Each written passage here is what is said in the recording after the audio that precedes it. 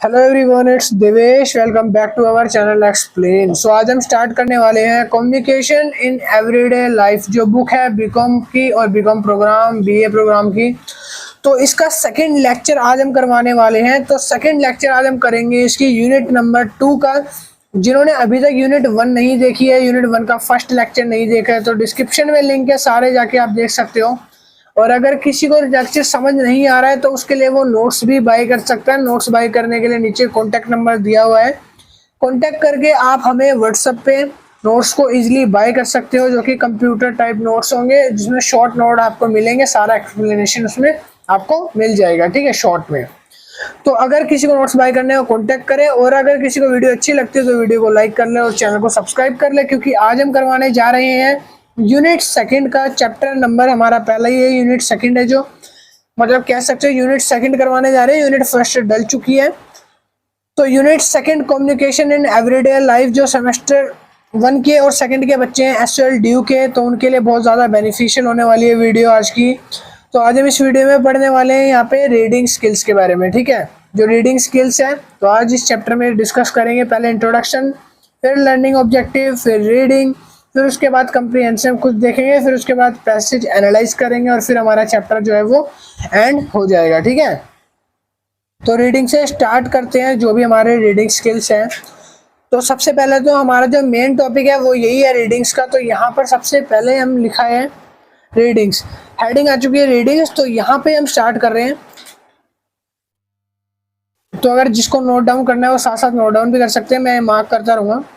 तो listening, speaking, reading and writing are the 4 main skill required to master a language. कह रहा है, इसका मतलब है कहने का कि रीडिंग, स्पीकिंग, लिसनिंग और राइटिंग, ये जो 4 चीज़ें हैं, ये जो 4 मेन ऑब्जेक्टिव हैं, ये 4 चीज़ें मिलकर एक लैंग्वेज को बनाती है, जो कि काफ़ी ज़्यादा एक्यूरेटिव होती है। उसके बाद इन्होंने आगे बताया है, those good at reading become good listener, speaker and writer. कह रहा है कि काफ़ी सारे जो लोग हैं उसमें गुड होते हैं, किस किस चीज़ में, 4 चीज़ में गुड होने चाहिए, जैसे कि रीडिंग, लिसनिंग, स्पीकिंग और राइटिंग। उसके बाद nonetheless the fact remains that no single skill is learned in isolation. उसके बाद लिखा है यहाँ पे एसोलेशन के बाद, most of the times it is combination and integration of skill, why do you read and how to read. काफ़ी सारे लोगों को ये स्किल्स है ना भाई कंबाइन होती है, मीन्स दोनों ही आती है, रीडिंग आता है, स्पीकिंग आता है।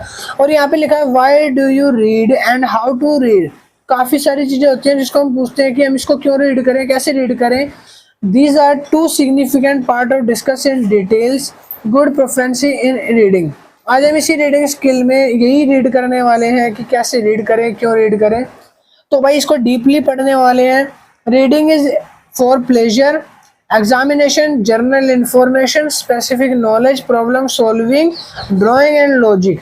देखो रीडिंग यहाँ पे इसके मेन ऑब्जेक्टिव भी आपको दे रखे हैं। एक तरह से रीडिंग जो है वो एग्जामिनेशन, जनरल इंफॉर्मेशन के रूप में यूज़ कर दी जाती है, स्पेसिफिक नॉलेज को यूज़ करी जाती है, अगर बढ़ाना हो तो उसके लिए आप पढ़ सकते हो, प्रॉब्लम सॉल्विंग के लिए, उसके बाद ड्रॉ लॉजिक्स के लिए, इन सब मोटिवेशन या बोल सकते हो इन सब इंटेंशंस के लिए आप रीडिंग को रीड करते हो, ठीक है। उसके बाद अगर रीडिंग टेक्निक्स, जो रीडिंग टेक्निक्स है इसमें हेडिंग एक दे रखी है, इसमें यहाँ पे मेंशन करा है, in the age of internet and information overloaded. कह रहे हैं आज के समय में इंटरनेट बहुत ज़्यादा हो गया है, ओवरलोडेड हो गया है। What to read and what not to read is a big question of some clarity about the extremely cruel। कह रहा है आज के समय में, आज के टाइम पर ये बहुत मुश्किल हो गया है पहचानना कि क्या रीड करना है, क्या रीड नहीं करना है। Reading techniques help in dealing with such situation. Reading techniques जो है वो हमारी हेल्प करती हैं, जो सिचुएशंस होती हैं ना उनको हैंडल करने में। It is prevented to know why one is reading before going into a deal's house। कह रहा है जब तक हम ये नहीं समझ सकते, जब तक हम ये नहीं जानते कि क्यों किसी चीज़ को रीड करना है, तब तक हम ये नहीं ढूंढ पाएंगे कि कैसे किस चीज़ को रीड करना है, उसके टारगेट्स वगैरह हम नहीं देख पाएंगे। उसके बाद लिखा है there are 4 main reading techniques which are used for specific situations. कह रहा है कुछ सिचुएशंस में कुछ रीडिंग स्किल्स जो है वो अलग अलग तरह की होती हैं, उसमें काम आने वाली। पहली जो होती है वो है scanning, scanning is reading with a specific purpose in mind for specific information. कह रहा स्कैनिंग मतलब होता है किसी भी एक पर्पस के लिए उस चीज़ की इंफॉर्मेशन या उसका डेटा कलेक्ट करना। When one read an entire text documents quickly while looking for specific information it is called scanning. कह रहा है अगर कोई भी डेटा होता है, डेटा को हम देखते हैं या डेटा की इंफॉर्मेशंस को अपने दिमाग तक बैठाते हैं, तो उसमें हम कोई इंटायर टेक्स्ट हो सकता है, वो जो डेटा है हमारा कोई डॉक्यूमेंट्स हो सकता है, तो उसको हम बोलते हैं scanning. For example going an entire newspaper and looking for specific news related to India Pakistan cricket match. For example के लिए आप एक न्यूज़पेपर उठाइए, न्यूज़पेपर में आपको इंडिया और पाकिस्तान के क्रिकेट मैच की न्यूज़ मिलेगी। You scanned this get specified information and Delhi university admission and cut off. अब आप क्या करोगे, आगे आप पढ़ते हो तो आपको इन्फॉर्मेशन मिलती है कि दिल्ली यूनिवर्सिटी में एडमिशन कब हो रहे हैं, उसकी कट ऑफ क्या जाने वाली है, कितनी कट ऑफ आई है। तो ये सारा आप न्यूज़पेपर से अगर स्कैन कर रहे हो तो यहाँ पर इस चीज़ को बोलते हैं स्कैनिंग। आप इंफॉर्मेशन ले रहे हो, आप स्कैन कर रहे हो। अगला आता है skimming. Skimming is a speed reading of accuracy overview for general information. जो यहाँ पे स्कीमिंग होता है इसका मतलब होता है कि अगर मान लो आप कहीं जल्दी में हो, कहीं जाना है, तो न्यूज़पेपर की जो मेन हेडलाइंस है फटाफट उसको रीड आउट कर लेते हैं। तो वो जो हम एक ओवरव्यू ले लेते हैं कि आज रीडिंग में, आज न्यूज़पेपर में हुआ क्या है, आज दिन भर में दुनिया भर में हुआ क्या है, क्या क्या खबरें आ रही हैं, तो उसका एक फास्ट फॉरव्यू देना, मतलब फास्ट प्रीव्यू देना, एक तरह से फास्ट उसको देख लेना। कहीं जा रहे हैं, टाइम कम है, तो उसको देख लेना, एक नज़र मार लेना ताकि हमें कुछ नॉलेज हो जाए, तो उसको बोलते हैं स्कीमिंग। ठीक है। Going through an entire newspaper quickly through the headline and example of skimming. कह रहा है कि फटाफट से न्यूज़पेपर खोलते हैं, उसकी मेन हेडलाइन जो होती है मोटी मोटी बड़ी बड़ी, वो सारी आपको आंख से नज़र मार लेनी है। मतलब उसको समझ लेना, एक बार पढ़ लेना, रीड आउट कर लिया, दिमाग में आ गया वो। Going through a data table quickly to elected on overview data topic and which is presented of example of skimming technique of reading। इसने एग्जांपल देके अब बताया है कि अगर आप न्यूज़पेपर खोलते हो तो खोलने के बाद जो आपको हेडिंग्स दिखती है बड़ी बड़ी, जैसे कि आज इंडिया और पाकिस्तान का क्रिकेट मैच है तो उसमें किसने कितने रन बनाए, तो ये हेडिंग के अंदर जो डिस्क्लोजर होता है वो आप इतना ज़्यादा मैटर नहीं करता पढ़ते हो, बट ऊपर से पढ़ लेते हो कि आज सचिन ने कितने रन मांगे या इसने कितने मारे, तो वही चीज़ को हम बोलते हैं skimming. Do not accept a deep.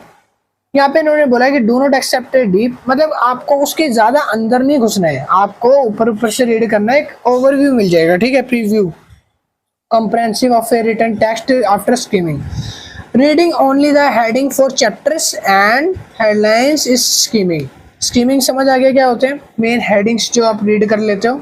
अगला आता है उसके बाद थर्ड हमारा जो पॉइंट है, intensive close reading is of a specific written piece for a specific purpose. It is going into a minutest details of a particular word, phrase, line and para. For example, क्या रहा है कि close reading क्या होती है। Close reading का मतलब होता है कि जो भी चीज़ कंटेंट लिखी हुई है उसको बस चुटकियों में, ऐसा मिनट में उसको फटाफट रीड करा और साइड करा। ठीक है। अब कोई भी जो बड़ी चीज़ें ज़्यादा डीप है, ज़्यादा फैली हुई है, तो उसको इतना ज़्यादा टाइम नहीं देना। अब फॉर एग्जाम्पल इन्होंने यहाँ पे एक पैराग्राफ दिया है, मैं आपको ये बताता हूँ कैसे इन्होंने रीडिंग में बताया इसको, फास्ट रीडिंग में। यहाँ पे लिखा है the wood are lovely dark and deep but I have a promise to keep and miles to go before I sleep and miles to go before I sleep stopping by woods on a snow even by roast Frost. देखो ये जो poem है, एक poem छोटी सी लिखी है जो कि रॉबर्ट फ्रॉस्ट द्वारा लिखी है। 11th-12th में भी इनकी पोएम्स काफ़ी फेमस थी। ठीक है, इंग्लिश की बुक में। तो यहाँ पे लिखा है to answer a question like what is the meaning of wood. यहाँ पे जो मीनिंग ऑफ वुड है वो क्या है, इस पोएम के अंदर जो लिखा है the wood are lovely deep and dark. अब इसमें वुड का मतलब क्या है, one will adopt intensive reading technique, इसको बोलते हैं adopt intensive technique. Intensive reading is very cruel for language learner and pick up vocabulary, focus on structure syntax while doing intensive reading. उसके स्ट्रक्चर के ऊपर, ठीक है, इसके जो फेसेस है उसके ऊपर, राइमिंग स्कीम्स क्या है उसके ऊपर आपको ये नोट करना है, ध्यान देना है। ठीक है, तो ये होती है हमारी इंसेंटिव टेक्निक। अगली आती है एक्सटेंसिव रीडिंग। अभी देखा था इंटेंसिव रीडिंग, अब आइए extensive reading. Extensive is a kind of a general reading of general information. जो भी नॉर्मली जनरल इन्फॉर्मेशन होती है उनको रीडिंग करने को बोलते हैं extensive reading. This technique is used for pleasure reading ये प्लेजर रीडिंग होती है। लाइक रीडिंग नॉवल, मतलब कि ऐसी रीडिंग जिसमें आपको कोई स्ट्रेस नहीं है, कोई जल्दी कहीं भागना नहीं है, आप जनरली आराम से बैठ के न्यूज़पेपर पढ़ रहे हो, जो आपका मन है, आप फ्री हो, आप फ्री फील होके पढ़ रहे हो। One does not mind certain difficult terms and expression goes without the stopping their clarification until they become a hindrance on overall understanding। कह रहा है काफी बार जब हम रीडिंग कर रहे होते हैं तो रीडिंग करते समय कुछ एक आध वर्ड, कुछ एक आध एक्सप्रेशन ऐसे आ जाते हैं जिनकी वजह से पूरी लाइन का, वर्ड का मतलब समझ नहीं आता है। काफी बार आपने रीडिंग करा होगा, ये महसूस किया होगा, इंग्लिश की बुक या कोई ऐसी बुक जिसमें कोई एक आध वर्ड ऐसा आ जाता है जिसको रीडिंग करने का मतलब नहीं समझ आता, तो उसके वजह से पूरी लाइन भी पढ़ लो तो उस लाइन का एक अर्थ नहीं बैठता, एक मीनिंग नहीं निकलता जो कि होना चाहिए। ठीक है, आगे बोलते हैं। For example, if one is asked to read a chapter before discussing in it class, आपकी जो क्लास है उसमें काफी बार ऐसा हुआ होगा कि कोई चैप्टर डिस्कस करते हैं, सारे लोग रीड कर रहे हैं, उससे पहले जो टीचर्स होते हैं वो क्या करते हैं, चैप्टर पर डिस्कस करते हैं। On goes intensive extensive reading to get a general idea of a piece, ताकि उस चैप्टर का एक जनरल आइडिया मिल जाए, इस चैप्टर में है क्या, इस चैप्टर में क्या बात कहने वाले हैं या क्या बात कही जाएगी, उसका एक आइडिया हो जाए। ठीक है, unlikely intensive reading which is for specific purpose, जो इंटेंसिव रीडिंग होती है वो एक स्पेसिफिक पर्पस के लिए होती है। Generally understanding a piece of writing, for example doing the unseen passage for comprehensive. One does intensive and extensive reading both for dealing a specific vocabulary. उसके बाद लिखा है for a specific questions intensive reading is generally required for the taken generally ideas and passages, मतलब कि जो भी आपके generally passage वगैरह होते हैं, जो भी चीजें होती हैं उनको आप नॉर्मली रीड करते हो, तो रीड करने के बाद वो आपके दिमाग में बैठ जाती है। तो अब नीचे आ चुके हैं, नीचे आपकी चेक इन प्रोग्रेस आ गई है। चेक इन प्रोग्रेस में आप दो क्वेश्चन आपको मेनली दिख रहे होंगे। Briefly explain the 4 reading techniques commonly used, 4 reading techniques है आपको बतानी है। उसके बाद आएगा रीडिंग स्किल्स, जिसमें आपको लिखा है प्रोसेस ऑफ रीडिंग। तो अब आ गए हैं प्रोसेस ऑफ रीडिंग में। प्रोसेस ऑफ रीडिंग का मतलब है यहाँ पे effective reading involves proper planning of reading so that the objective of reading are successfully meet, मतलब कि हम रीडिंग जब करते हैं, कुछ चीज पढ़ते हैं, तो ऐसे अच्छे से पढ़ना कि उसके जो उद्देश्य हैं वो पूरे हो जाएं, हमें जो एक सेटिस्फेक्शन है वो मिले और हमारी जो नीड है वो फुलफिल होए। First of all A reader must know his purpose of reading, पहली बात तो रीडर को ये क्लियर ही होना चाहिए, क्लैरिटी होनी चाहिए कि जो वो रीड कर रहा है वो किस लिए रीड कर रहा है, क्यों रीड कर रहा है। ठीक है, यही अपना पर्पस नहीं पता तो वो रीडिंग किस लिए कर रहा है, क्यों कर रहा है, तो वो आगे कैसे रीड करेगा। Specific generally and according choose a appropriate strategy from the same, और यही सेम स्ट्रेटजी उसको आगे भी यूज करनी होती है। अब यहाँ पर जो रीडिंग स्किल है इसमें लिखा है प्री रीडिंग एक्टिविटीज, कोई भी चीज पढ़ने से पहले उसके आगे बता रखा है pre reading activities before better and initial stage of reading a language but nevertheless, अगर आप कोई भी चीज रीड करना चाहते हो इस तरह से कि वो माइंड में सेट हो जाए, उसका रीड करना वेस्ट ना जाए आपका, they are fulfil otherwise at later stage on reading to 4। तो इसके बाद हमें for example before reading a story ऐसे, अगर कोई भी आप स्टोरी या कोई ऐसे रीड कर रहे हो तो उससे पहले टॉकिंग अबाउट अ टाइटल, उसके टाइटल के बारे में बात करो, उसके सब टाइटल देखो, उसके सेक्शंस देखो, सब सेक्शंस देखो, गेस करो कोई मेन आइडियाज उसमें क्या है, रीडर जो है वो किसके बारे में बताना चाह रहा है, थीम क्या है, कैरेक्टर क्या है, राइटिंग क्या है। तो भाई ये बहुत ज्यादा इंपॉर्टेंट चीज है। प्री रीडिंग का क्वेश्चन आ जाएगा एग्जाम में, प्री रीडिंग, वाइल रीडिंग या पोस्ट रीडिंग, इसकी एक्टिविटी बताओ। तो रीडिंग करने से पहले क्या क्या करना होता है, बाद में क्या करना होता है, और at the point of the story तब क्या करना होता है। तो यहाँ पे लिखा है जनरल पास्ट नॉलेज टॉपिक्स, मतलब उस टॉपिक का ना मोटा मोटा आपको सारा बेस स्ट्रक्चर वगैरह अपने दिमाग में बिल्ड कर लेना चाहिए ताकि स्टोरी आपको जल्दी आसानी से समझ आ जाए। ठीक है, वरना स्टोरी क्या होता है समझ नहीं आती, और इसी को बोलते हैं एक इफेक्टिवली रीडिंग। ठीक है, अब वाइल रीडिंग बता रहा है कि रीडिंग करते टाइम आपको क्या क्या ध्यान देना चाहिए। तो अगर आप रीडिंग कर रहे हो तो रीडिंग करते टाइम आपको multiple reading and the between stopping by reader check whether propose and the fulfil. अब आपको अगर रीडिंग कर रहे हो तो आपको बीच में 5-10 मिनट आपने रीडिंग करी, फिर रुक जाना है। रुकने के बाद आपको ये देखना है कि आपको अपनी प्रोग्रेस चेक करनी है, आप कहाँ पहुंचे हो, आपने अभी कितना रीड करा है, आप कितना समझ रहे हो उसको। ठीक है, वो आपको देखना होता है। If it is for a pleasure, अगर आप प्लेजर के लिए रीड कर रहे हो तो स्टोरी लाइन की तरह, मतलब एकदम मस्ती में रीड कर रहे हो तो कोई दिक्कत नहीं है। फिर यहाँ पे लिखा है purpose like getting the main idea of the context, आपको बस मेन आइडिया पता होना चाहिए कि ही है शी है, आपको क्या है उसमें आप देख रहे हो। That comprehend what was expected after a reading etc। ठीक है, अब हम नीचे आ गए हैं जिसमें हम देखेंगे post reading activities. Post reading activities after reading A may one self certain question and some question of the post and teacher in case of guided reading after reading is able to opinion about the context and can be rewrite or presented। कह रहा है कि अगर आप post reading करते हो, reading के बाद आपको खुद से आउट सेल्फ कुछ क्वेश्चन प्रिपेयर करने होते हैं, अपने आप से कुछ क्वेश्चन करने होते हैं कि क्या मैंने ये रीड कर लिया है, रीड अगर कर लिया है तो उसी में से उठा के कुछ क्वेश्चंस खुद से करो कि इसका जवाब दो, इसका जवाब बताओ।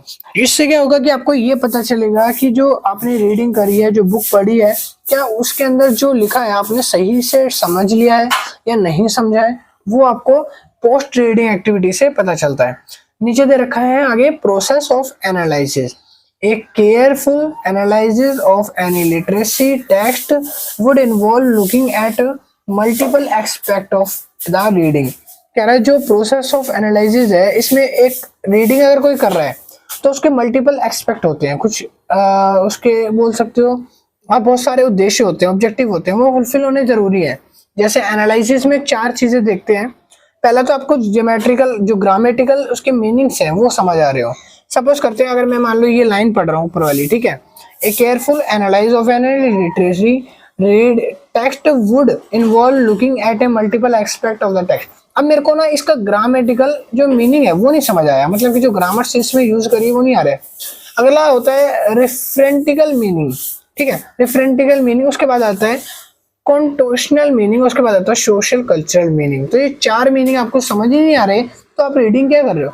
अब देखो इन 4 मीनिंग की अगर मैं बात करूँ इसमें क्या चीज लिखी गई है, ग्रामेट्रिकल मीनिंग जो होता है इसमें होता है कि would be इंटरली linguistic in nature, this would involve carefully looking for a different सब पार्ट constituting and substance। कह रहे जो भी sentences हैं उनके पार्ट हैं, सब पार्ट हैं, वो सारे आपको समझने होते हैं। वर्ड के ऑर्डर जो लगा रखे हैं ग्रामर में वो कैसे लगे हैं वो आपको देखने होते हैं। And for instance the difference in the meaning of phrases throw in and throwable. काफी सारे आपने वो देखे होंगे पैराग्राफ जिसमें कुछ वर्ड होते हैं थ्रो इन, थ्रोएबल, दोनों में आपको डिफरेंस पता होना चाहिए। और एक होता है एक गुड थ्रो, ठीक है, तीनों होते सेम है, अब डिफरेंस अलग अलग है, ये तीनों अलग अलग है, डिफरेंस सेम है, अब वो आपको पता लगाना होता है। वो कैसे पता लगेगा, वो आपको पता चलेगा रेफरेंट मीनिंग से। It is not a lexical in nature, इनके नेचर अलग अलग होते हैं, but a result of grammatical structure, ठीक है, तो ये ग्रामेट्रिकल स्ट्रक्चर की वजह से ऐसे होते हैं। अब now to look at referential meaning. अब देखो रिफरेंटिकल मीनिंग क्या होता है, इसमें है which person which pertains to extra linguistic features so that we considered a specific reference to an event the home minister wrote a defense minister about the recent spate in terrorist activity in Mumbai। यहाँ पे इन्होंने क्या बोला कि आपको ना कोई भी चीज पढ़ रहे हो तो वो एक इवेंट के जरिए पता होनी चाहिए कि अगर आप कोई चीज पढ़ रहे हो तो उसका इवेंट होगा, उसके जरिए आप याद रख पाओगे ज्यादा। अगर मान लो जैसे आपका बर्थडे है, उस दिन आपको अपने आपको गिफ्ट दिया, तो आपको अगर बर्थडे याद नहीं है मगर वो गिफ्ट से वो चीज याद आ जाती है, कोई एक स्पेशल मूवमेंट होता है ना वो चीज। तो इसी तरह से जैसे होम मिनिस्टर ने एक एक इंग्लिश का लेटर बोल सकते हो या कुछ लिखा चिट्ठी डिफेंस मिनिस्टर को कि अभी जो रिसेंट टेररिस्ट अटैक्स हो रहे हैं जो मुंबई में उसके बारे में, तो उससे याद रह जाएगा। तो इसी तरह से डिफरेंट जो मीनिंग है वो काम करता है। आगे हम बात करते हैं अब कन्वेंशन मीनिंग की। तो कॉन्केशन मीनिंग जो हमारा है वो लिखा है यहाँ पे ही second sentence refer the home minister and there here and there, ये तो ऊपर वाले का बता रहे हैं। अब आगे बात करते हैं quantitative meaning would refer to abstract value association with a certain wood for instance the word fire while actually standing for a physical event that burn might be used to connote the idea intensity or ambition। कह रहा है कि हमें कोई भी intensity या ambitions जो होती हैं तो उनसे हमें कोई लेना देना नहीं होता, ठीक है। इसमें क्या होता है मोस्टली हम उन वर्ड को प्रेफर करते हैं या उन चीज़ों को प्रेफर करते हैं जो हमारी फिजिकल इवेंट से रिलेटेड होते हैं, जो हमारे फिजिकल एक्टिविटी हो गया, फिजिकल इवेंट हो गया, तो उनसे रिलेटेड जो होते हैं हम उनको प्रेफर करते हैं, ठीक है। उसके बाद आगे यहाँ पे इन्होंने बताया है social cultural meaning which is basically social and cultural significant attached to a certain words or expression.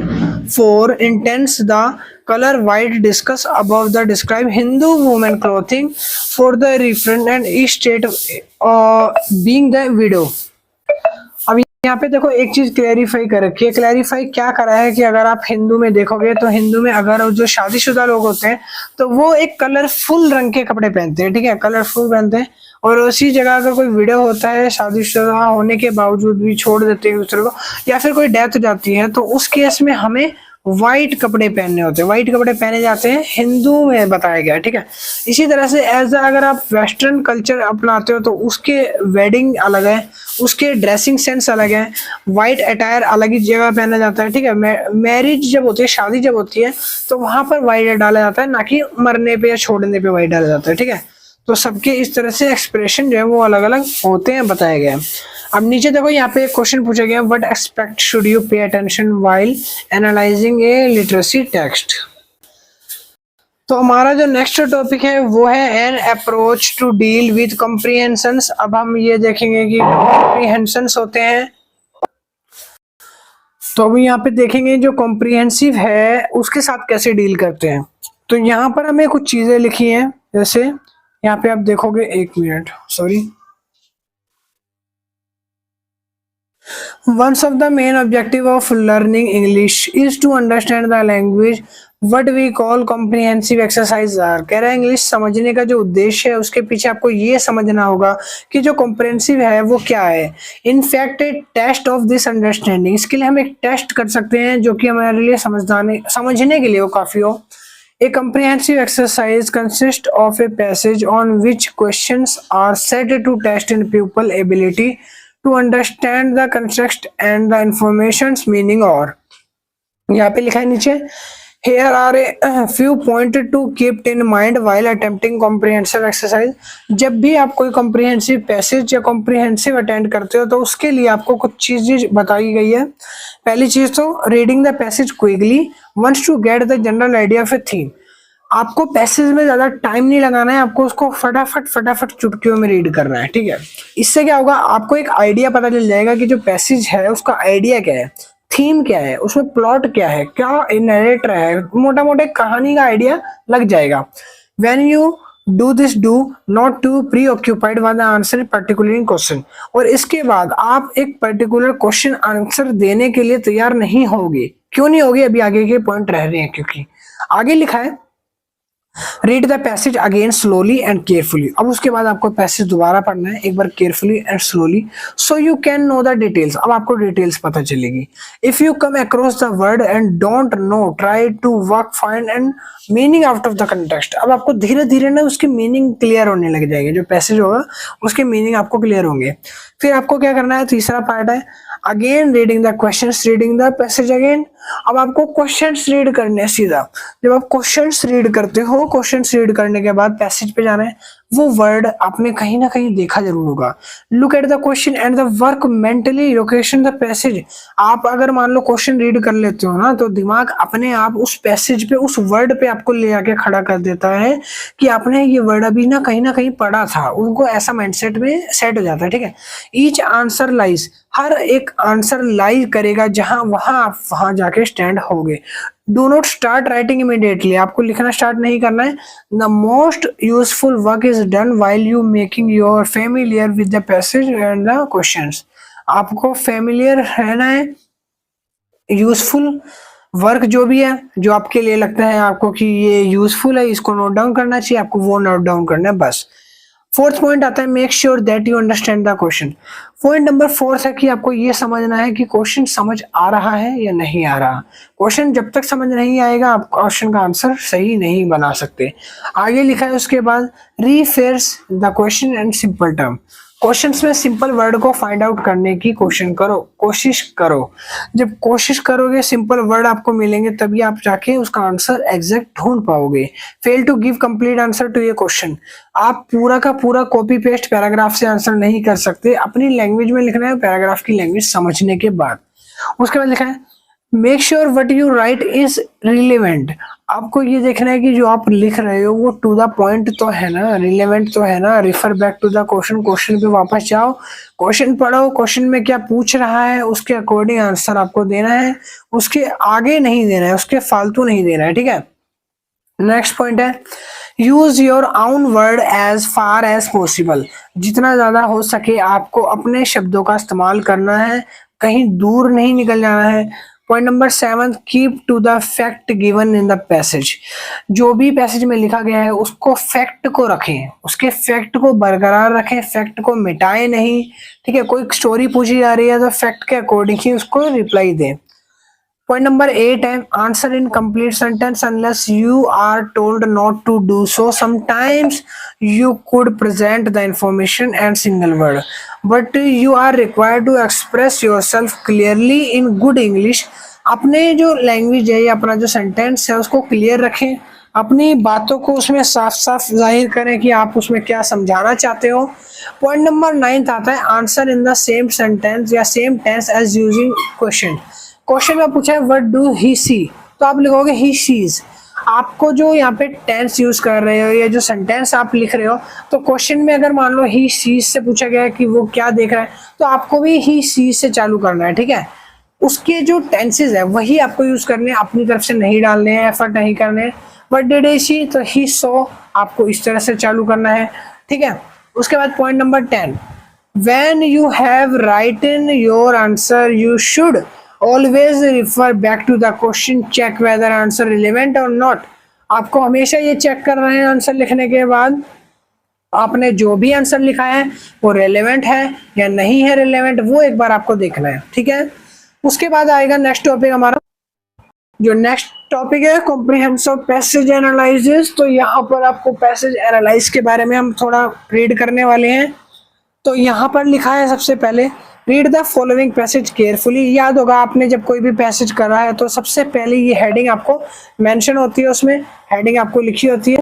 अब नीचे जो है वो आपको इसी तरह का एक एग्जांपल देके बता रखा है, जैसे my life was fulfil on my 4th birthday by which I mean everything that has happened since have been anti-climax and has failed to match the joy and satisfaction I experienced on that day. My mother had taken me for a holiday to Bishop Hall, a small village outside Taunton।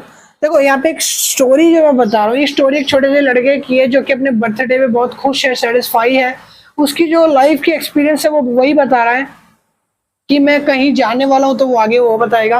ये पूरा का पूरा passage, अभी इतना बड़ा passage तो read नहीं करेंगे अपन लोग, तो हम इसकी मोटा मोटी बात आपको समझा देंगे, छोटी मोटी, ठीक है। नीचे जाएंगे थोड़ा पैसेज, क्योंकि मैं ऑलरेडी डिस्कस कर चुका हूँ कि पैसेज आपको कैसे देखना है, क्या प्रॉब्लम्स उसमें आ सकती हैं, क्या चीज़ें आपको ध्यान रखनी है, वो हम ऑलरेडी डिस्कस कर चुके हैं।